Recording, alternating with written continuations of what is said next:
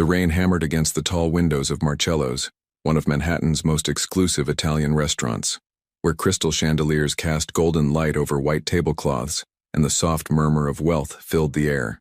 Maya Torres moved between tables with practiced grace, her black server's uniform impeccable despite the exhaustion weighing down her shoulders. 24 years old, with dark hair pulled back in a tight bun and eyes that had seen too much for her age, she wore the professional smile that came with 5 years of dealing with demanding customers who never looked her in the eye. "More wine for table 7, barked Gerald, the head waiter, barely glancing at her as he passed. Maya nodded, already moving toward the wine cellar entrance. Her feet ached in the cheap shoes she couldn't afford to replace, and her back protested every step after a double shift that had started at 11 that morning. But she needed the money. She always needed the money. The restaurant hummed with its usual Friday night energy. Businessmen celebrating deals, couples on expensive dates, tourists trying to taste a piece of authentic New York luxury. Maya had learned to read them all, to anticipate their needs before they voiced them, to become invisible while remaining attentive. It was survival in a city that chewed up people like her and spit them out without a second thought. "Miss, this pasta is cold," complained a woman at table 12, her diamond earrings catching the light as she frowned at her plate. Maya approached with her practiced smile. "I'm so sorry, ma'am. I'll have the kitchen prepare a fresh plate immediately." "See that you do," the woman replied dismissively, already turning back to her companion. Maya took the plate, feeling the familiar sting of being treated like furniture, and headed toward the kitchen. She'd learned not to take it personally years ago. These people existed in a different world, one where people like her were simply part of the scenery, meant to serve and disappear. The kitchen was chaos. Chef Antonio yelling in Italian, pans clanging, orders being called out. Maya slipped through the organized mayhem, placed her request, and grabbed the bottle of expensive Chianti for table 7. As she turned to leave, she caught her reflection in the stainless steel refrigerator. Dark circles under her eyes, skin paler than usual, the exhaustion evident despite her best efforts to hide it. "Just get through tonight," she told herself. "Rent is due in 3 days." She pushed through the swinging doors back into the dining room and immediately sensed something different. The atmosphere had shifted, subtle, but unmistakable. Conversations had dropped to hushed whispers. Several diners had stopped eating, their attention drawn toward the entrance. Maya followed their gazes. 3 men stood at the host station, and even from across the room, their presence commanded attention. They wore expensive suits that fit too perfectly, moved with a predatory confidence that made the space around them feel smaller. But it was the man in the center who drew every eye, Vincent Carmichael. Even Maya, who deliberately avoided the news and tried to keep her head down, knew that name. Everyone in New York knew that name. He was a ghost story told in whispers, a warning about what happened when you crossed certain lines. The newspapers called him a businessman with alleged connections to organized crime. But the careful language couldn't hide what everyone knew. Vincent Carmichael was dangerous, powerful, and untouchable. He was tall, perhaps 6'2", with broad shoulders that filled his charcoal suit impeccably. His dark hair was swept back, showing a strong, angular face that might have been handsome, if not for the coldness in his dark eyes. He was 38, Maya had heard, though he carried himself with the controlled confidence of someone who had lived several lifetimes. There was silver threading through his temples, and a small scar cut through his left eyebrow, the only visible flaw in an otherwise carefully maintained appearance.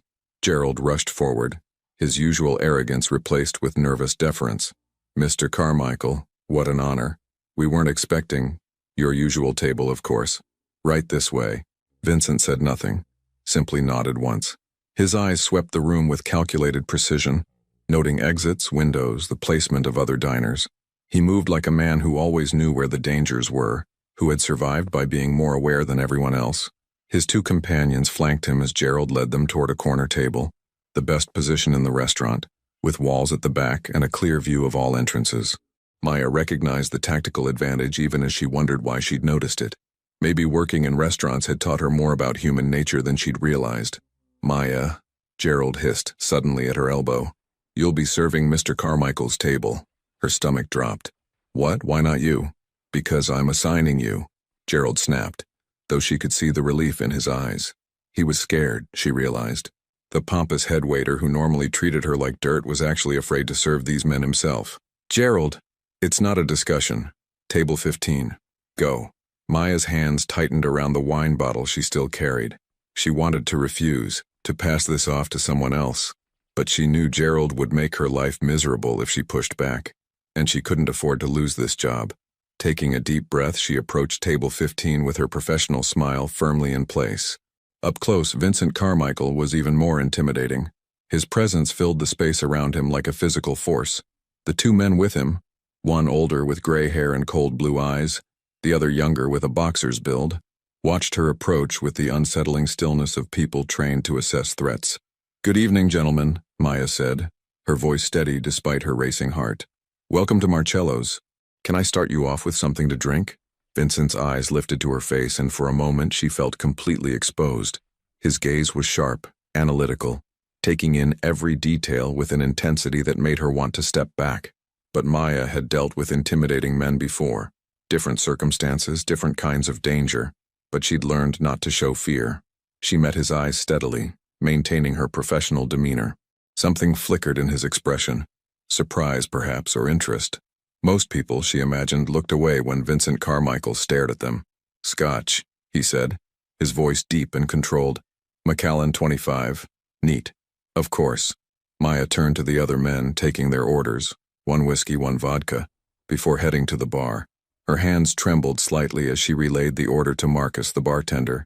He gave her a sympathetic look. "Tough table?" "You could say that. Just keep your head down and get through it," Marcus advised, already reaching for the expensive bottles. "Guys like that tip well if you don't cause problems." Maya nodded, watching him pour the drinks with practiced precision. Through the bar's mirror, she could see table 15 reflected back at her. Vincent was speaking quietly to his companions, his expression unreadable. The older man leaned in, clearly reporting something important. The younger one kept his attention on the room, watchful and alert. They were discussing business, she realized. The kind of business that probably shouldn't be discussed in public. But when you were Vincent Carmichael, who would dare eavesdrop? She delivered the drinks with efficient professionalism, took their dinner orders, all of them choosing the most expensive items on the menu, without bothering to look at prices, and retreated to input the order. The rest of the restaurant had returned to its normal rhythm, though Maya noticed several tables casting furtive glances toward the corner. Vincent Carmichael's presence changed the entire atmosphere, like a predator at a watering hole. The next hour passed in a blur of service. Maya brought bread, appetizers, entrees, all while maintaining the perfect balance of attentiveness and invisibility. The men at table 15 spoke in low voices, their conversation intense but controlled. She caught fragments, names she didn't recognize, mentions of the shipment and the Brooklyn situation, but she immediately pushed them from her mind. Whatever Vincent Carmichael's business was, she wanted no part of knowing about it. It was during dessert service that everything changed.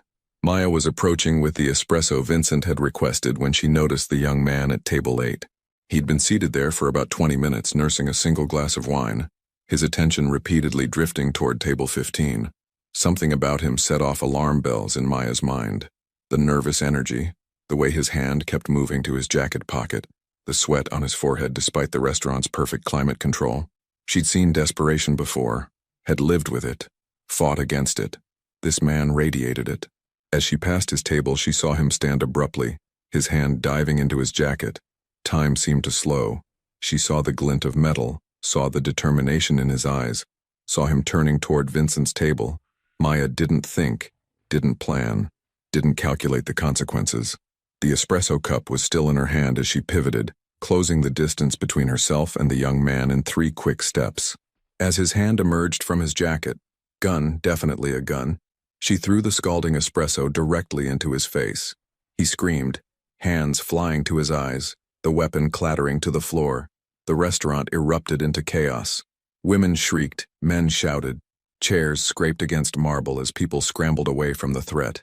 But Maya's attention was fixed on the gun skittering across the floor, heading toward table 15.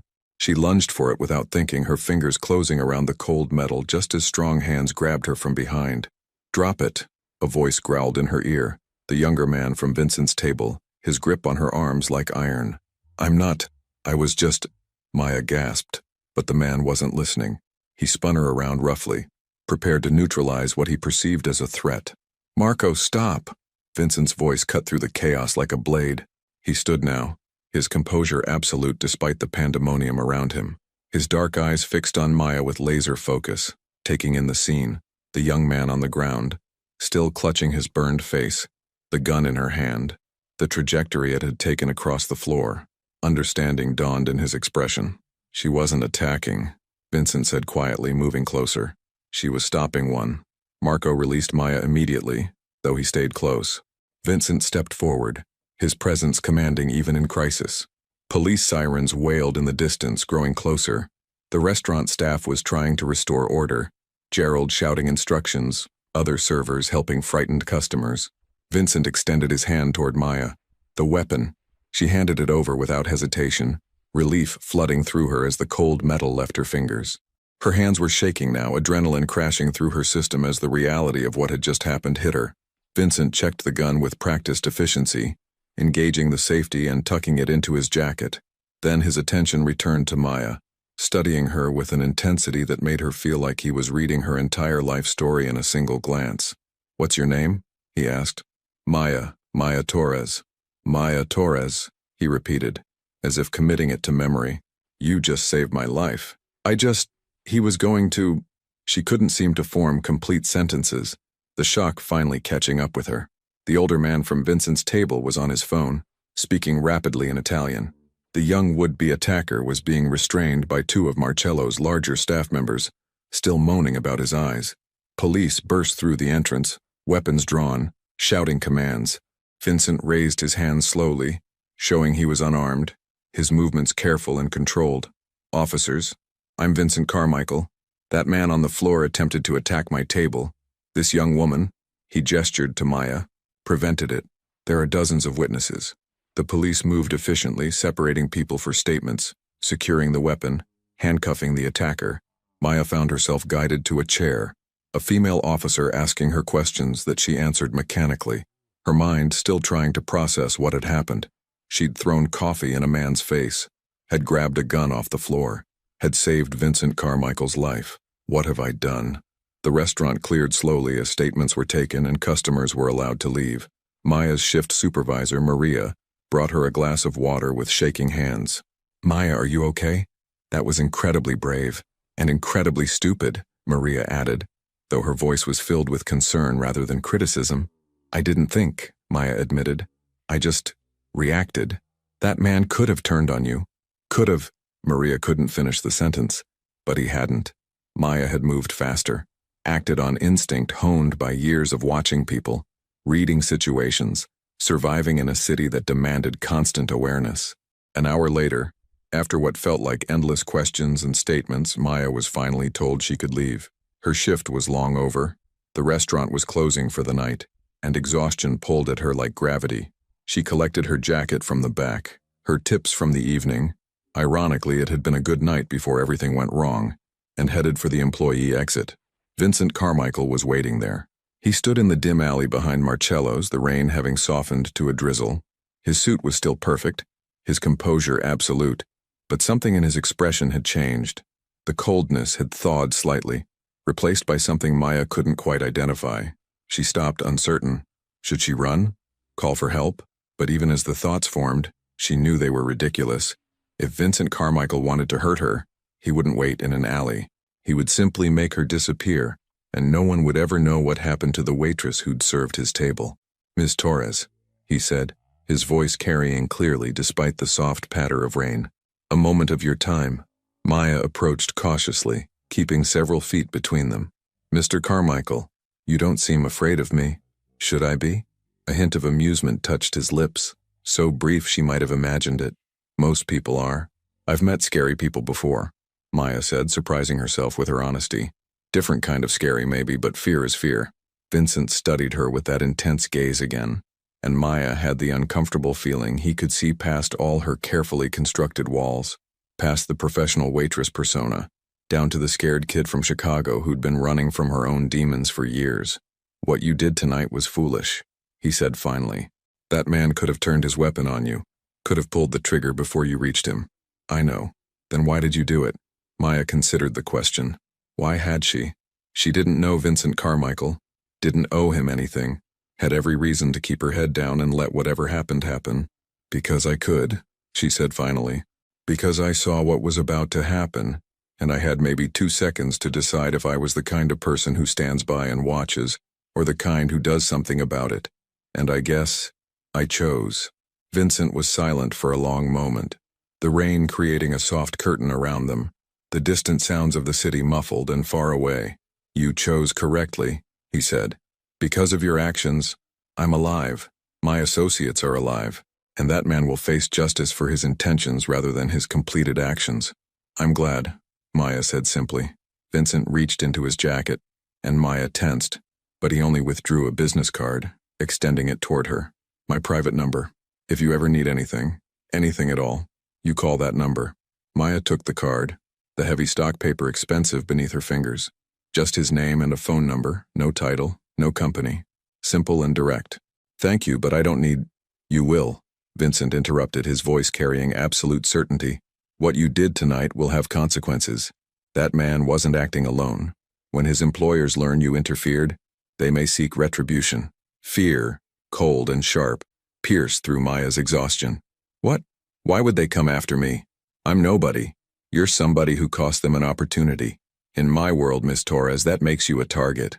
His expression softened slightly, almost imperceptibly. I won't let anything happen to you. You have my word. But you need to be aware of the reality you've stepped into. Maya stared at him, the business card suddenly feeling like a lead weight in her hand. She'd done the right thing, acted on instinct to save lives, and now she was tangled in something dark and dangerous that she couldn't begin to understand. I just wanted to get through my shift, she said quietly, hating how small her voice sounded. I know, Vincent replied, and something in his tone suggested he understood more than she'd said. But life rarely cares what we want. It presents us with moments that define us, and we have to choose who we're going to be. He stepped back, creating more distance between them, his face returning to that unreadable mask of control. Go home, Maya Torres. Get some rest. But keep that card and stay aware of your surroundings. Someone will be watching, making sure you're safe. Someone? Maya's voice sharpened. You're going to have me followed? Protected, Vincent corrected. There's a difference. I don't want... It's not negotiable. His voice carried absolute authority now, the tone of a man who gave orders and expected them to be followed. You saved my life. That creates an obligation, and I always honor my obligations. You will be protected, whether you want it or not.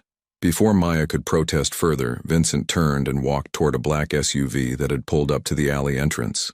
Marco and the older man emerged from shadows Maya hadn't realized they'd been lurking in, falling into step with their boss. The SUV's door opened. Vincent disappeared inside, and then they were gone, leaving Maya alone in the rain-soaked alley, with questions spiraling through her mind and a business card clutched in her hand. She looked down at it, reading the name embossed in simple black letters, Vincent Carmichael, and below it, the number that would change everything.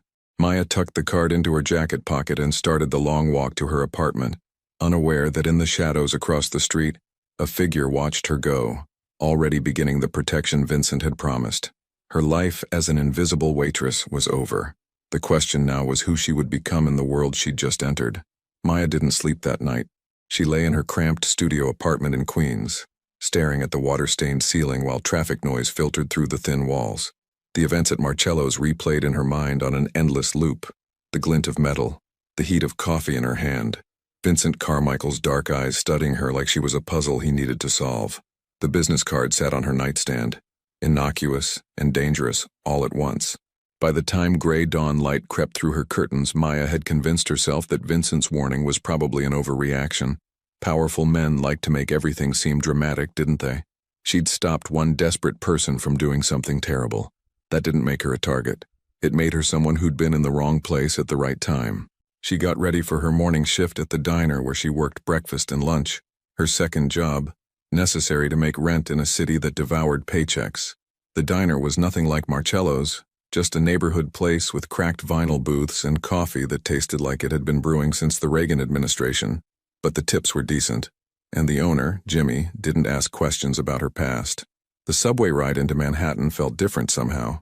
Maya found herself watching the other passengers more carefully, noting the man in the business suit who seemed too interested in his newspaper, the woman with the large purse who kept glancing around nervously. She shook her head, frustrated with herself. This was paranoia, nothing more. But when she emerged at her stop and started the 3-block walk to the diner, she couldn't shake the feeling of being watched. Maya turned suddenly, scanning the morning crowd of commuters and delivery trucks. Nothing seemed out of place. Just another Tuesday morning in New York. Everyone rushing somewhere, absorbed in their own worlds. "You're being ridiculous," she told herself firmly, pushing through the diner's door. The familiar smell of bacon grease and coffee grounds was comforting in its normalcy. "Maya?" Jimmy called from behind the counter, his weathered face breaking into a smile. "You okay? I saw the news about that thing at Marcello's. They said a waitress stopped some kind of attack." Word traveled fast. Maya forced a smile as she tied her apron. "I'm fine, Jimmy. Just did what anyone would do." "Anyone with guts, maybe," he replied, shaking his head admiringly. "Coffee's fresh. Table 4 needs menus." Maya slipped into her routine gratefully, taking orders, delivering plates of eggs and hash browns, refilling coffee cups. The familiar rhythm helped settle her nerves. This was her real life, not expensive Italian restaurants and mob bosses, but working-class New York, where people worried about rent and subway delays, and whether their coffee came with free refills. She was clearing table 7 when she noticed him. A man sat alone in the corner booth, nursing a single cup of coffee. Mid-30s, athletic build, wearing jeans and a dark jacket. His position gave him a clear view of the entire diner, including the entrance and the back exit that led to the kitchen. He'd been sitting there for 40 minutes, Maya realized, and hadn't ordered any food, and he was watching her. Not obviously. He'd glance at his phone, look out the window, pick up his coffee, but his attention always returned to her, tracking her movements with professional precision. Maya's stomach tightened. She approached his booth with her order pad, keeping her voice steady. "Can I get you anything else? Breakfast, maybe?" The man looked up, and his eyes were cold and assessing. "Just the coffee, thanks. We usually don't appreciate people camping out in booths during the breakfast rush," Maya said more boldly than she felt. "If you're just here for coffee, the counter has open seats." Something flickered in his expression. Was that approval? "I'm comfortable here." "I'm sure you are." Maya held his gaze. "But I'd be more comfortable if you told me why you're watching me." The man's lips twitched, almost a smile. Direct. "I like that." He set down his coffee cup. "Name's Torres. I work for Mr. Carmichael." "Of course you do," Maya muttered, sliding into the booth across from him without invitation. "He said someone would be watching. I didn't think he meant this, obviously." "I'm not trying to be subtle," Torres replied. "I'm trying to be visible. There's a difference. If anyone's thinking about making a move on you, they need to see that you're protected." Maya's frustration flared. "I don't need protection. I need to do my job and pay my rent and live my life. What happened last night, that's done. It's over." "It's not over." Torres leaned forward, his voice low but intense. "The man who tried to take out Mr. Carmichael? His name is Danny Ricci. Low-level operator, hired gun. He didn't wake up yesterday morning and decide to go after one of the most powerful men in New York on his own. Someone sent him. Someone who's now very interested in why their plan failed." The implications settled over Maya like a cold weight. "And they know about me? They know someone interfered. The restaurant had security cameras. By now they've seen the footage, identified you, and they're deciding what to do about it." Maya's hands clenched on the edge of the table. "This is insane. I didn't ask for any of this." "No, you didn't," Torres agreed, his expression softening slightly. "But you stepped up anyway. That took courage. Now Mr. Carmichael is making sure that courage doesn't get you hurt. By having me followed everywhere? By keeping you alive?" Torres's bluntness was almost refreshing in its honesty. "Look, I know this isn't what you want, but for the next few weeks, until we identify who ordered the hit and neutralize the threat, you're going to have a shadow. Me during the day, someone else at night. We'll be discreet when we can, visible when we need to be." Maya wanted to argue, to insist that she could take care of herself, but the truth was, she had no idea how to navigate this world of hired attackers and powerful enemies. She was a waitress, not an action hero. Her bravery last night had been pure instinct, and now she was facing consequences she couldn't begin to handle alone. "Jimmy," she called across the diner, "I'm taking my break." Outside, the morning had warmed into a pleasant spring day, the kind that made New York feel almost manageable. Maya walked half a block before turning to face Torres, who had followed at a discreet distance. "If this is going to happen, we need rules." she said. You don't come into my workplace unless absolutely necessary. You don't sit where my customers can see you watching me. You don't interfere with my life. Torres considered this. I can work with that. But you need to follow rules too. You don't go anywhere alone at night. You take cabs, not the subway, and we provide the cabs. You tell me your schedule every day. And if I say we need to move, you move. No questions, no delays. That's a lot of rules. That's staying alive, Torres countered. This isn't a game, Maya. The people who wanted Mr. Carmichael gone don't care if you're just a waitress trying to get by. They see you as someone who cost them something, and they will retaliate if given the chance. Maya felt the weight of her new reality settling over her shoulders. How long? However long it takes. Could be days, could be weeks. Mr. Carmichael's people are working on identifying the source. Once we know who ordered the hit, we can address the threat permanently. Address it how? Maya asked, then immediately held up her hand. Actually, don't tell me. I don't want to know. Torres nodded, understanding. Probably for the best. The rest of Maya's shift passed in a blur of forced normalcy. She served breakfast, dealt with the usual demanding customers, split tips with the other servers. But the awareness of Torres lurking somewhere outside, watching, protecting, colored everything. Her independence, the thing she'd fought so hard to maintain since leaving Chicago 5 years ago, felt compromised in a way that made her chest tight with frustration. When her shift ended at 2, Maya changed out of her uniform and stepped outside to find a black sedan waiting at the curb. The back window rolled down, revealing Vincent Carmichael's face. "Get in," he said simply. Maya glanced around, looking for Torres, but the bodyguard had apparently vanished. She hesitated, every instinct screaming that getting into a car with Vincent Carmichael was a monumentally bad idea.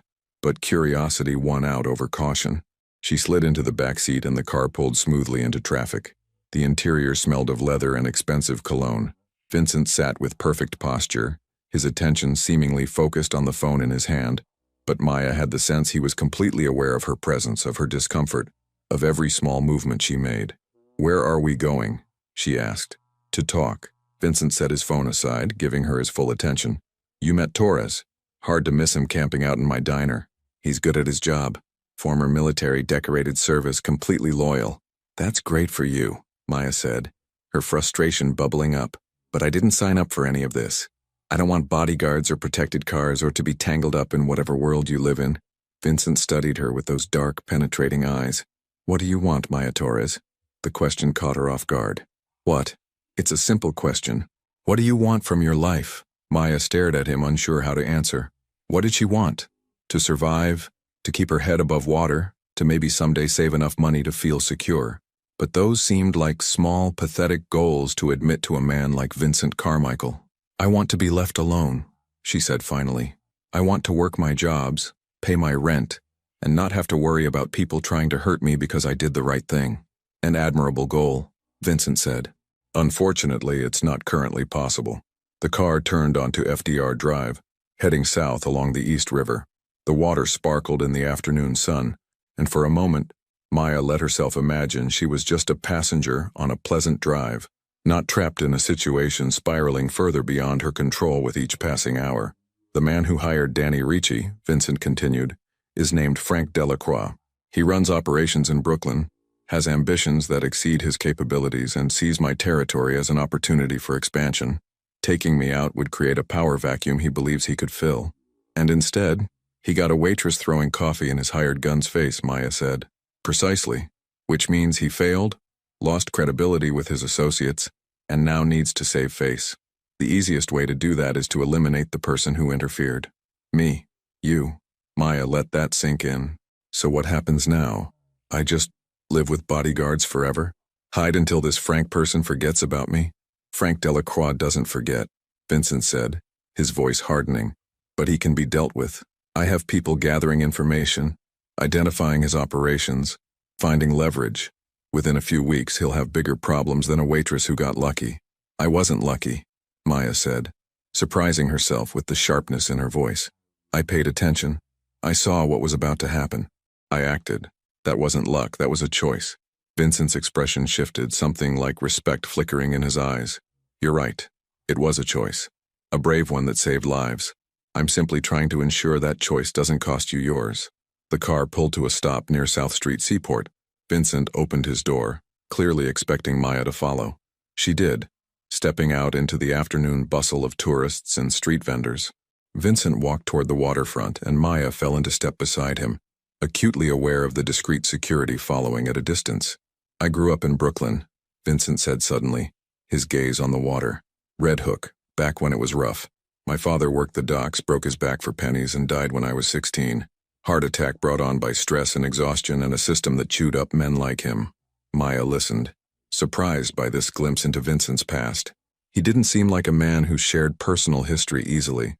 "I had a choice then," he continued. "Follow his path, work myself into an early grave for nothing, or find another way. I chose power, control, the ability to ensure no one could dictate my life the way the world dictated my father's. And you became this," Maya said quietly. "Someone people fear." "Yes." Vincent turned to face her. "But I also became someone who protects what's mine. My people, my territory, my obligations. You saved my life, Maya Torres. That makes you mine to protect whether you want it or not." "I'm not yours," Maya said firmly. "I'm not anyone's." "Poor choice of words," Vincent acknowledged. "But the sentiment remains. You're under my protection now. Until the threat is neutralized, that's not negotiable." Maya studied his face, trying to understand the man behind the reputation. He was dangerous, that was obvious. But there was something else there too, something almost principled. He operated by rules that made sense to him, even if they seemed alien to her world. "Why does it matter to you?" she asked. "You could just eliminate this Frank person and be done with it. Why bother protecting me at all?" "Because I pay my debts," Vincent said simply. "And because—" He paused, seeming to consider his words carefully. "Because you didn't have to act. No one would have blamed you for staying back, protecting yourself. But you didn't. You saw danger and ran toward it, not away. That kind of courage is rare, and it deserves to be protected." They stood in silence for a moment, watching boats drift on the river. Maya felt the weight of Vincent's words, the strange honor code that governed his actions. He was a complicated man, dangerous and principled, feared and honorable. Nothing like what she'd expected when she'd first seen him walk into Marcello's. "I need to get to my evening shift," Maya said finally. "Marcello's opens at 5. You're going back there?" "It's my job, I need the money." Vincent pulled out his phone, typed something quickly. "You'll receive a deposit tonight. 3 months' salary from both your jobs. Consider it compensation for the disruption to your life. I don't want your money. It's not charity, it's payment. You saved my life. That's worth considerably more than 3 months of waitress wages. But it's a start." His tone indicated the discussion was over. The car returned, and Vincent held the door for her with old-fashioned courtesy that seemed at odds with everything else about him. Maya slid inside, her mind spinning with everything that had happened in the last 18 hours. As the car pulled away from the seaport, Vincent's phone rang. He answered in Italian, his voice sharp and commanding. Maya didn't understand the words, but the tone was clear. He was giving orders, making decisions that would ripple through his organization. This was his world. Power and control, threats and protection, violence wrapped in expensive suits. And somehow, through one impulsive act of courage, Maya had become part of it. The question was whether she could survive it long enough to find her way back out. 3 weeks passed in a strange new rhythm that Maya never quite got used to. Torres became a constant shadow, discreet but ever present. He waited outside her apartment building each morning, followed her to work at distances that varied depending on the neighborhood, and handed her off to the night shift protection when darkness fell. Maya learned the names. Marcus handled evenings, a quiet man with kind eyes who'd served 2 tours overseas. Sophia took the late nights, a sharp-eyed woman who seemed capable of seeing threats before they materialized. The money Vincent had promised appeared in her bank account exactly as he'd said it would. Maya stared at the balance for 10 minutes, her throat tight. It was more money than she'd ever had at once, enough to breathe for the first time in years. She could pay rent 3 months ahead, fix the leak in her bathroom, replace her worn-out shoes. But accepting it felt like crossing a line she couldn't uncross. At Marcello's, the other servers treated her differently now. Some with awe, others with careful distance, as if her connection to Vincent Carmichael was contagious. Gerald, the head waiter who used to bark orders at her, now spoke with nervous politeness. Even Chef Antonio sent out perfect plates for her tables without complaint. Maya hated it. She missed being invisible, just another server navigating the organized chaos of dinner service. It was a Thursday evening, the restaurant humming with its usual upscale crowd, when Vincent walked in again. Maya's pulse quickened despite herself. She'd seen him twice since that day at the seaport. Brief encounters where he checked on her protection detail or asked if she needed anything. Each time she'd kept their interactions short and professional, maintaining the boundaries she desperately needed. But tonight he didn't sit at table 15. He approached the bar where Maya was collecting drinks, his presence commanding immediate attention from everyone nearby. "Miss Torres," he said formally, though something in his eyes suggested less formal thoughts. "A moment. I'm working," Maya replied, balancing a tray of wine glasses. "It's important." The tone made her stomach clench.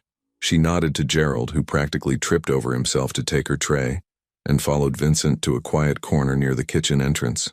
"We have a problem," Vincent said without preamble. "Frank Delacroix is making moves faster than anticipated. My people intercepted communication suggesting he's planning something for this weekend. Something involving me?" Maya's voice was steady, though fear curled in her chest. "Potentially. We're not certain of his target, but your name came up in surveillance. I'm moving you to a secure location until we can neutralize the threat."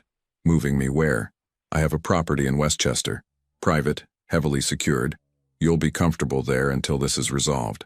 Maya shook her head firmly. "No, I'm not running away to hide in some mansion while you handle your business. I have a life, Vincent. Jobs, bills, responsibilities. You have a target on your back," Vincent countered, his jaw tightening. "This isn't about convenience, Maya. This is about keeping you alive. Then deal with Frank Delacroix. Isn't that what people like you do? Handle threats?" "I am handling it. But these things take time. Strategy. You can't just—" Vincent stopped, seeming to catch himself. "This isn't a negotiation." "You're right, it's not," Maya said, her own frustration boiling over. "Because I'm not one of your employees you can just order around. I appreciate the protection, I do. But I'm not disappearing from my life because some angry man might decide to come after me." They stared at each other, the tension crackling between them. Vincent's control seemed to slip slightly, revealing something raw underneath. Concern, maybe even fear, though Maya couldn't imagine Vincent Carmichael being afraid of anything. "You don't understand what these people are capable of," he said, his voice lower now, more intense. "They won't hesitate. They won't show mercy. If they decide you're the message they want to send, they will hurt you in ways designed to break you first." Maya felt the weight of those words, the truth behind them. But she'd been afraid before, had lived through situations where every day felt like survival. She'd learned that running didn't solve problems. It just postponed them. "Then teach me," she said suddenly. "Stop treating me like helpless cargo and teach me how to protect myself." Vincent's expression shifted, surprise flickering across his features. "What? You heard me. If I'm going to live in this world you've dragged me into, I need to know how to survive in it. Self-defense, awareness, whatever Torres and the others know. I'm not hiding, Vincent, so either help me prepare or back off and let me live my life." For a long moment, Vincent said nothing. Then, unexpectedly, his lips curved into something almost resembling a smile. "You're stubborn. I'm practical," Maya corrected. "There's a difference." "Fine." Vincent pulled out his phone, typed quickly. "Tomorrow morning, 9 a.m., I'll send a car. We'll start training. I have work. Call in. This is more important." Before Maya could argue further, Vincent's phone buzzed. He glanced at the screen, and his expression hardened instantly. "I have to go. Torres will stay close tonight. Don't go anywhere alone." He left without another word, moving through the restaurant with that confident, predatory grace. Maya watched him go, her mind spinning. What had she just agreed to? The rest of her shift passed uneventfully, but Maya felt the tension in her shoulders, the hyper-awareness that had become her constant companion. She noticed things now. The couple at table 9 who seemed more interested in watching the room than each other. The delivery man who lingered too long near the back entrance. The way shadows moved in the alley visible through the kitchen windows. Torres was waiting when she finished at 11, his face grave. "Change of plans. Mr. Carmichael wants you at his office now." "What, why?" "He'll explain. Come on." The drive took them deeper into Manhattan, to a building Maya recognized from news reports. Carmichael Enterprises, Vincent's legitimate business front. They rode an elevator to the top floor, emerging into a reception area decorated with modern art and expensive furniture. Vincent's office was massive, with floor-to-ceiling windows overlooking the glittering city, but Maya barely noticed the view. Vincent stood at his desk with Marco and two other men she didn't recognize, all of them focused on surveillance photos spread across the polished surface. Maya, Vincent said, looking up. His tie was loosened, his sleeves rolled up, and he looked more human somehow. Less like the untouchable mob boss and more like a man dealing with a crisis. I need you to look at these photos. Tell me if you recognize anyone. Maya approached the desk, studying the surveillance images. They showed various people entering and leaving buildings, sitting in cars, standing on street corners. Her heart stopped when she reached the fourth photo. That's my building, she said, pointing to the background. That was taken outside my apartment. 2 days ago, Vincent confirmed. The man in the foreground, have you seen him before? Maya studied the figure carefully. Middle-aged, average build, wearing a maintenance uniform. Something about him nagged at her memory. Maybe. I don't... Wait. She leaned closer. He was doing repairs in the building last week. Said he was from the landlord's maintenance company. The men exchanged looks that made Maya's stomach drop. What? She demanded. What does that mean? It means Frank's people have been watching you more closely than we thought, Marco said grimly. Getting access to your building, learning your routines, looking for vulnerabilities. They were in my apartment building. Maya's voice rose despite her efforts to stay calm. While I was sleeping, Vincent moved around the desk, standing close enough that she could feel the heat from his body. This is why I wanted you moved to a secure location. They're not waiting anymore, Maya. They're actively planning. Then do something, Maya shouted, her fear transforming into anger. You keep saying you'll handle it, that you'll protect me, but they're at my home, Vincent. They're watching me sleep. I am handling it, Vincent said, his voice hard. But these things require precision. If I move too openly against Frank, it triggers a war that will drag in every family in the city. Innocent people will get caught in the crossfire. I'm an innocent person, Maya shot back. Or does that not count because I'm already caught? The room fell silent. Vincent's jaw clenched, a muscle twitching as he struggled with something. Frustration, anger, or maybe something else Maya couldn't identify. Pack a bag, he said finally. You're staying here tonight. Tomorrow we accelerate the timeline. No more waiting. No more strategy. We end this. How? By giving Frank Delacroix exactly what he wants, a meeting with me. And when he comes, we'll be ready. Maya's breath caught. You're using yourself as bait. I'm ending a threat to someone I'm responsible for protecting, Vincent corrected. There's a difference. Is there? Maya challenged. Or are you just proving you're willing to risk yourself the same way you're asking me to risk everything by staying in this situation? Their eyes locked, and Maya felt something shift in the air between them. This wasn't just about protection anymore. Wasn't just about obligation and debt. Something deeper had been building over these weeks of forced proximity. Conversations in cars. Stolen moments of understanding.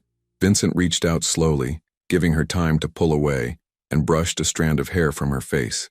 His touch was gentle, at odds with everything else about him. I won't let them hurt you, he said quietly, and it sounded like a vow. Whatever it takes, whatever it costs, you're safe with me.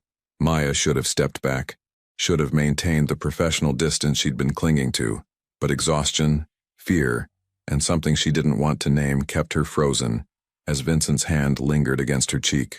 Mr. Carmichael, Torres interrupted from the doorway, his timing impeccable or possibly intentional. The security team is ready for Miss Torres. The moment broke. Vincent's hand dropped, his expression returning to that controlled mask. Take her to the residence floor. Guest suite, full security detail. Yes, sir. Maya followed Torres into the elevator, her cheek still warm where Vincent had touched her. The residence floor was elegant and surprisingly comfortable, nothing like the cold, sterile space she'd imagined. The guest suite had a king bed, a private bathroom, and windows overlooking Central Park. There's clothes in the closet if you need them, Torres said. Sophia will be stationed outside your door. You need anything, just ask. Torres, Maya said as he turned to leave. Is he really going to use himself as bait? Torres's expression was carefully neutral. Mr. Carmichael does what's necessary to protect his people. Always has. After he left, Maya sank onto the bed, her mind reeling. The events of the past 3 weeks had been surreal enough, but tonight had shifted something fundamental. Vincent wasn't just some distant protector anymore. He was real, complicated, and apparently willing to put himself in danger for her. She thought about the way he'd touched her face, the intensity in his eyes, the careful control that had seemed ready to crack. This is dangerous, she told herself. More dangerous than Frank Delacroix, more dangerous than hired attackers. Getting involved with Vincent Carmichael emotionally would be the biggest mistake you could make. But even as she thought it, Maya knew the warning came too late. She was already involved. The question was what she would do about it. Maya spent a restless night in the guest suite, alternating between exhaustion-induced dozing and wide-awake anxiety. When dawn finally broke over Central Park, she gave up on sleep and showered, finding expensive clothes in the closet that fit her perfectly, which meant Vincent had someone research her sizes, a thought both thoughtful and invasive. At 7 a.m., there was a knock on her door. Maya opened it to find not Sophia but Vincent himself holding 2 cups of coffee. "Couldn't sleep either?" he asked, offering her a cup. Maya accepted it, grateful for the caffeine. "Your couch is more comfortable than my bed at home, so that wasn't the problem." Vincent stepped into the suite and Maya was struck by how different he looked in casual clothes. Dark jeans, a gray sweater that emphasized his broad shoulders. Still commanding, but more human somehow. "I owe you an apology," he said, surprising her, "for dragging you into this world for the danger you're facing because of me. You saved my life and I've repaid that by making yours significantly more complicated. You didn't ask me to throw coffee at an armed man," Maya pointed out. "I made that choice. A choice that's costing you your freedom, your peace of mind, your safety." Vincent moved to the windows, staring out at the city waking below. "I've spent my entire adult life building power, creating an empire where I control every variable, but I can't control this. Can't control the fact that your courage put you in danger, or that Frank Delacroix sees you as leverage against me." Maya joined him at the window, standing close enough that their shoulders nearly touched. "So what happens now? With this meeting you're planning? Frank wants power, respect, territory. He'll come if I offer him a negotiation, a chance to save face. And when he does, we'll have leverage we've been building, evidence of his operations, testimony from his associates we've flipped, enough to put him away or force him into retirement. And if he doesn't cooperate?" Vincent's expression hardened. "Then we remove him from the equation permanently. One way or another, the threat ends this weekend." They stood in silence, watching the sun climb higher, painting the sky in shades of orange and gold. Maya thought about the man beside her, dangerous, powerful, feared, but also protective, principled, carrying burdens she couldn't fully comprehend. "Vincent," she said quietly, "last night when we—" She couldn't quite finish the sentence. He turned to face her and the intensity in his dark eyes made her breath catch. "I crossed a line. It won't happen again. What if I don't want that to be a line?" The words escaped before Maya could stop them. Vincent went very still. "Maya, I'm not stupid," she interrupted. "I know what you are, what your world is. I know getting involved with you would be complicated and probably dangerous, and definitely a terrible idea. But I also know that I can't stop thinking about you, that when you're around I feel safer than I've felt in years, that you see me, really see me, in a way no one else does." "You don't know what you're saying," Vincent said, but his voice was rough with suppressed emotion. "I'm not a good man, Maya. I've done things that would horrify you, made choices that— I don't care." Maya stepped closer, closing the distance between them. "I see who you are now, how you protect your people, how you honor your obligations. Yes, you're dangerous, but you're also honorable in your own way." Vincent's control was visibly cracking, his carefully maintained composure fragmenting. "If I let myself care about you, truly care, it makes you a target in ways protection details can't address. My enemies will use you to hurt me, will see you as my weakness. Then don't let them," Maya said simply. "Be stronger than they are. We'll be stronger than they are." For a moment they stood frozen, the tension between them almost unbearable. Then Vincent moved, his hand cupping her face with surprising gentleness, his thumb tracing her cheekbone. "You're the bravest person I've ever met," he said quietly, "and the most dangerous to my carefully controlled life." "Good," Maya whispered. "Control is overrated." Vincent's laugh was low and genuine, transforming his face into something almost boyish. Then he was kissing her, one hand in her hair, the other at her waist, pulling her close. Maya melted into him, her hands gripping his shoulders, losing herself in the heat and intensity of the moment. When they finally broke apart, both breathing hard, Vincent rested his forehead against hers. "This changes everything," he said. "I know. Frank will see it, will use it against us. Let him try." Vincent pulled back slightly, studying her face with an expression Maya couldn't quite read. Wonder, maybe, mixed with concern and something deeper.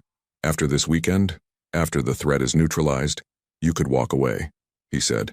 Go back to your life, your jobs, your independence. No one would blame you. Maya met his eyes steadily. Is that what you want? No. The word came out fierce, possessive. But it's what's best for you. Stop deciding what's best for me, Maya said firmly. I get a say in my own life, Vincent, and I'm saying I want this. Want you. Whatever complications come with it.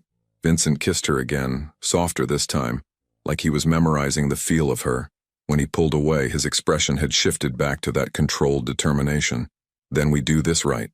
We end the threat, establish your safety beyond question, and then we figure out what this is between us. Agreed? Agreed. A knock interrupted them. Torres, his timing once again perfect or deliberate. Mr. Carmichael Frank Delacroix accepted the meeting. Saturday night, the warehouse in Red Hook. He's bringing 3 associates. We'll bring 6, Vincent replied. All business now. He turned to Maya. You'll stay here, full security. No, Maya interrupted. If this is about me, I should be there. Absolutely not. Vincent, this is not negotiable. His voice carried absolute authority. You wanted training, awareness, ability to protect yourself. Fine. But this meeting with Frank could turn dangerous instantly. I won't risk you being caught in crossfire. Maya wanted to argue, but she saw the fear beneath his command, not for himself, but for her. She nodded reluctantly. Okay, but you come back, you hear me? You don't get to make me care about you and then get yourself hurt being heroic. Vincent's smile was small but genuine. I'll come back. I always do. Saturday arrived with unseasonable warmth, the kind of late spring day that made New York feel almost magical. Maya spent the morning in Vincent's penthouse, trying to distract herself with books and television, while Sophia kept watch with professional detachment. But her mind kept returning to the meeting scheduled for tonight, to Vincent walking into potential danger, to all the ways this could go wrong. At 2 in the afternoon, Vincent returned from wherever he'd been coordinating the evening's operation. He looked tired, tension evident in the set of his shoulders, but his eyes softened when he saw Maya curled on the couch. You should eat something, he said, moving to the kitchen. You've been picking at food all day, according to Sophia. I'm not hungry, Maya replied, but she followed him anyway, watching as he efficiently assembled sandwiches with surprising domesticity. Where did you learn to cook? My mother, Vincent said, a rare smile touching his lips. She insisted all her children know how to take care of themselves. Said depending on others for basic survival was a weakness. Smart woman? She was. The past tense hung heavy in the air. Vincent slid a plate toward Maya. Eat, please. I need to know you're taking care of yourself. Maya took a bite to appease him, and found herself actually hungry once the food hit her stomach. They ate in comfortable silence, the kind that spoke of growing intimacy, of becoming attuned to each other's presence. Tell me about the plan, Maya said finally. I know you don't want me involved, but I need to understand what's happening. Vincent considered this, then nodded. Frank agreed to meet at a warehouse my family used to own in Red Hook. Neutral ground, with clear sight lines and limited entry points. He's bringing 3 people. I'm bringing 6. The meeting is ostensibly to negotiate territory and resources, to find a peaceful resolution. But that's not really what's happening. No, what's really happening is that I'm presenting him with evidence of his operations that federal prosecutors would love to have. Drug trafficking, extortion, 3 unsolved incidents involving rival operators, enough to put him away for life. And he'll just accept that? Maya asked skeptically. He'll accept it because the alternative is worse. If he doesn't take the deal, retirement to Florida, liquidation of his New York assets, permanent departure from this life, then the evidence goes to the FBI, and he spends his remaining years in a federal prison. Vincent's expression was hard now. All business. Men like Frank understand power, leverage, consequences. He'll take the deal. And if he doesn't, then things get complicated. Vincent's tone suggested exactly how complicated, and Maya decided she didn't need more details. The afternoon stretched into evening. Vincent disappeared to change, emerging in a dark suit that made him look every inch the powerful figure he was. Dangerous, commanding, untouchable. But when he looked at Maya, something in his expression softened, revealing the man beneath the armor. I'll have my phone, he said, crossing to where she stood. If anything happens here, anything at all, you call. Torres and Marcus are staying with you. and there are 6 more security personnel stationed throughout the building. You're expecting trouble, Maya said, fear clutching at her chest. I'm preparing for possibilities. Vincent cupped her face in both hands, his touch gentle despite the tension radiating through his body. But I will come back to you. That's a promise. Maya reached up, covering his hands with hers. You better. I didn't agree to care about you just to lose you to some territorial dispute with a wannabe power player. Vincent's laugh was soft and genuine. Then he kissed her, deep and intense, like he was pouring everything he couldn't say into the contact. When he pulled back, his eyes were dark with emotion. When this is over, he said quietly, we're going to talk about what happens next. About us. About how we navigate this. About building something real despite all the complications. I'd like that, Maya whispered. One more kiss, brief and sweet, then Vincent was gone, Marco and 4 other men following him out. The penthouse felt enormous and empty in his absence, despite Sophia's presence and the knowledge that security surrounded the building. Maya tried to distract herself with a movie, but couldn't focus. She paced the windows, watching the city lights begin to sparkle as darkness fell. Red Hook was across the water in Brooklyn, maybe 30 minutes away. Vincent would be there by now, walking into that warehouse facing Frank Delacroix. At 8:30, her phone buzzed. A text from Vincent. Meeting started. All according to plan. Don't worry. Maya typed back. Too late for that. Be careful. The response came immediately. Always. Then nothing. Silence stretched, each minute feeling like an hour. Sophia offered tea, which Maya accepted gratefully, needing something to do with her hands. The hot liquid helped settle her nerves slightly but couldn't dispel the growing dread in her stomach. At 9:15, Torres appeared in the doorway, his expression grim. Miss Torres, we need to move you to the secure room. Now. Maya's heart stopped. What? Why? What happened? The meeting went sideways. Frank brought more people than agreed, had them staged outside. Shots were fired. Mr. Carmichael is handling it, but he wants you in maximum security until the situation is resolved. Is he hurt? Maya demanded, already moving toward Torres. Unknown. Communications are limited, come on.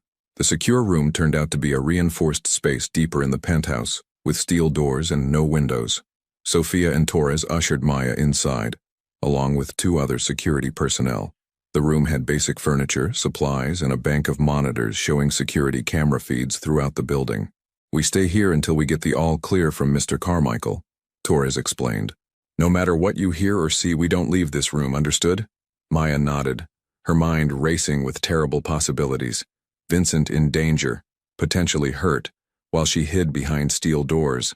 The helplessness was suffocating. Minutes crawled past with agonizing slowness. Maya watched the security feeds obsessively, looking for any sign of threat, any indication of what was happening in Red Hook. The guards remained alert, weapons drawn, positioned at the door. At 9:45, Maya's phone rang. Vincent's number. She answered before the first ring finished. Vincent? Maya. His voice was strained, background noise suggesting chaos, shouting, vehicles, commotion. Listen carefully. Frank's people are coming for you. He staged the meeting as a distraction. His real target was always the penthouse, was always you. Terror, cold and sharp, pierced through Maya. What? He knew I'd leave minimum security with you if I thought the threat was at the meeting. He's trying to take you, use you as leverage against me. But we anticipated this possibility. Vincent's voice grew stronger, more controlled. Torres and Sophia know what to do. You trust them, you follow their instructions exactly. Do you understand? Vincent, where are you? 30 minutes away, moving as fast as I can, but Maya? His voice cracked slightly. If something happens, if they get past security, there's a weapon in the safe behind the bookshelf. Code is your birthday. You use it if you have to. You survive, whatever it takes. Nothing's going to happen, Maya said, trying to sound more confident than she felt. Your people are here, we're secure. An explosion shook the building, cutting off her words. The lights flickered, and alarm systems started wailing. On the security monitors, Maya saw smoke billowing in the main penthouse, figures moving through the haze. 4, 5, 6 of them, armed and advancing with military precision. Maya! Vincent's voice was sharp with panic, an emotion she'd never heard from him. What was that? Talk to me. They're inside, Torres said grimly, moving to reinforce the door. They breached the main entrance. 6 hostiles, possibly more, were locked down, but another explosion, closer this time. The secure room shuddered. and Maya heard the distinctive sound of gunfire echoing through the penthouse. "Hold position," Vincent commanded through the phone, his voice carrying absolute authority even through the speaker. "I'm 10 minutes out. Hold them off for 10 minutes. "We will, sir," Torres promised. Then to Sophia and the others, "Defensive positions. They're coming through that door eventually, so we prepare to hold them at the choke point." Maya's training over the past few weeks kicked in, the awareness exercises, the basic self-defense, the crisis management Vincent had insisted on. She moved to the position Torres indicated, behind cover, but with a clear view of the door. Her hands were shaking, adrenaline flooding her system, but her mind felt strangely clear. The sounds of combat grew closer. Gunfire, shouting, the crash of furniture being overturned. Then silence, heavy and ominous. "They've taken out the outer security," Sophia said quietly. "It's just us now." The steel door shuddered as something heavy impacted it from outside. Once, twice, 3 times. Maya could hear voices, harsh, professional, coordinating their breach. "Maya," Vincent's voice came through her phone, quieter now but intense. "Whatever happens, know that He stopped, seeming to struggle with words. "Know that meeting you changed everything. That I haven't felt this way about anyone. Ever. That you made me remember what it means to care about something beyond power and control." "Vincent, don't," Maya said, tears pricking her eyes. "Don't say goodbye. You're going to get here. We're going to be fine. And we're going to have that conversation about our future. That's what's happening." "Yes," Vincent agreed, and she could hear the forced confidence in his voice. "That's exactly what's happening. 5 minutes, Maya. Hold on for 5 minutes." The door exploded inward with a shaped charge, smoke and debris filling the air. Torres and his team returned fire immediately, the sound deafening in the enclosed space.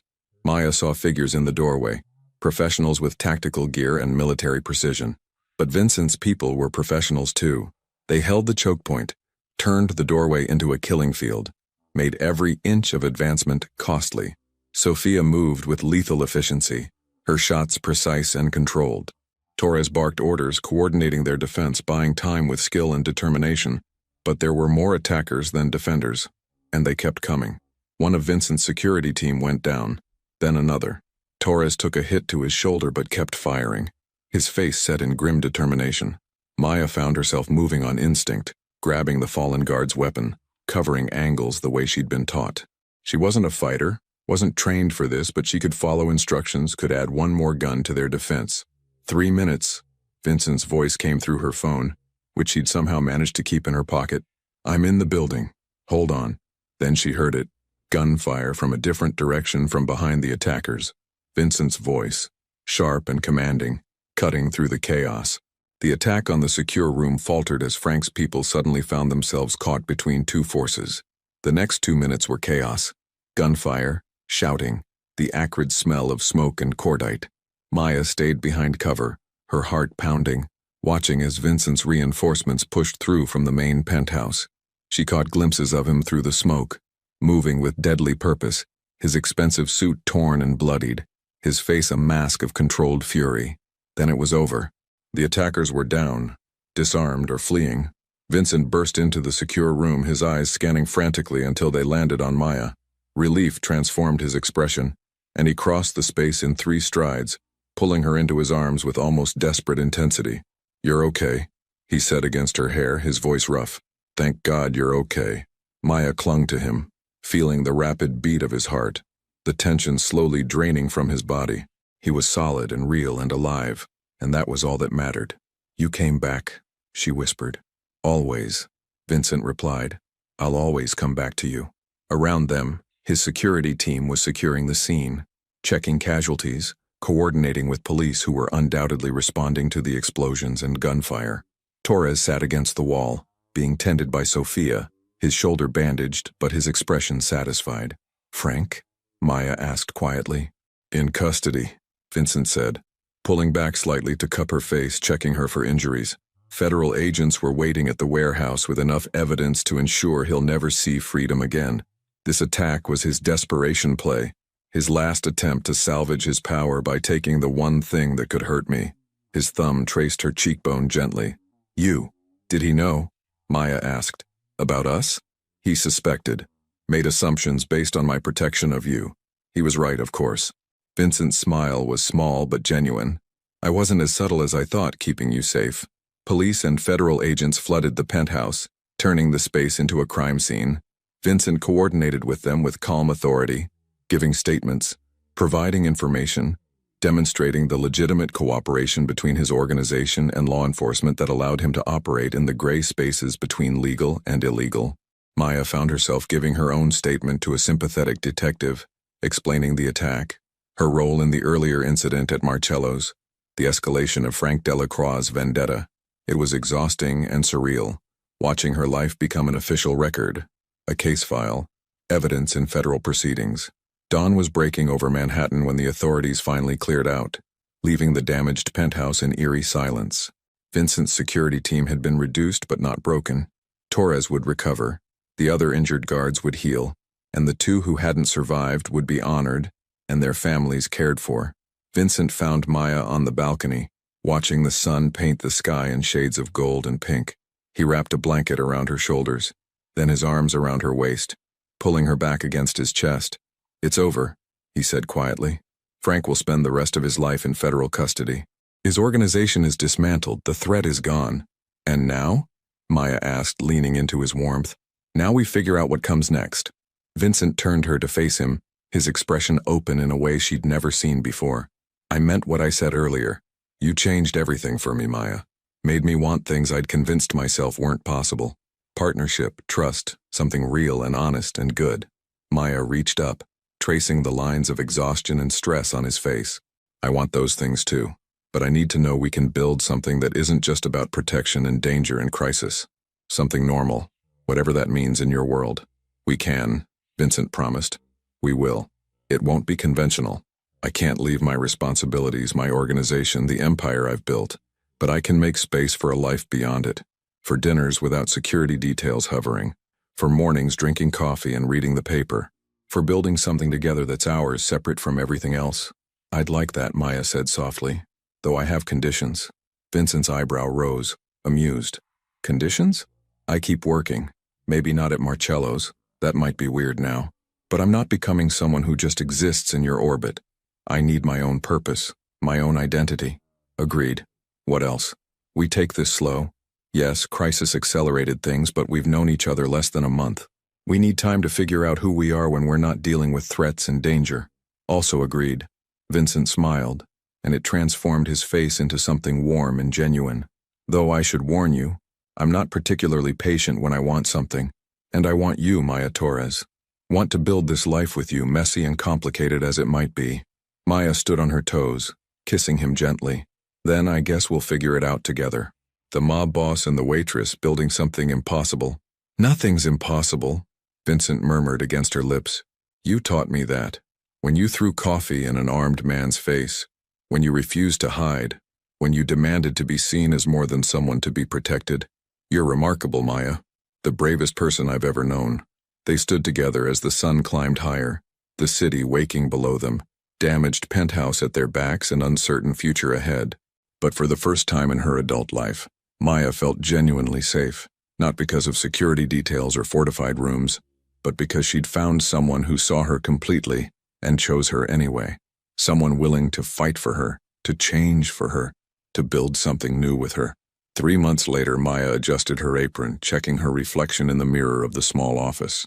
The cafe was her own, a cozy space in the West Village that served excellent coffee and simple food to a neighborhood clientele. Vincent had helped with the initial investment, but the concept, execution, and daily operation were entirely hers. It had taken weeks to set up, to hire staff, to build something that felt authentically hers, rather than an extension of Vincent's world. But he'd supported every decision, never pushing, always available when she asked for advice but respecting her independence. They'd learned to navigate their relationship carefully, dinner dates without security hovering too close, weekends at a beach house where they could pretend to be normal people, mornings in her new apartment where Vincent would appear with groceries and cook breakfast, while she told him about troublesome espresso machines and demanding customers. It wasn't conventional.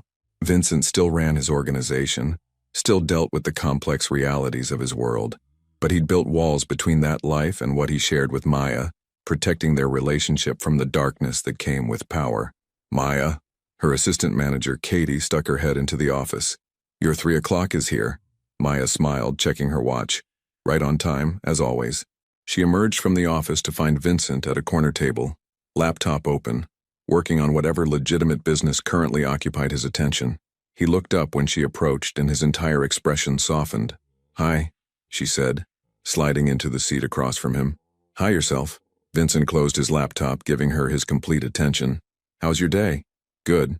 Busy lunch rush, 3 meetings with potential suppliers, and I think I finally figured out the staffing schedule that doesn't make everyone hate me." "Excellent. I'm proud of you." Vincent reached across the table, taking her hand. The simple gesture still sent warmth through her chest. "Dinner tonight? I'm cooking.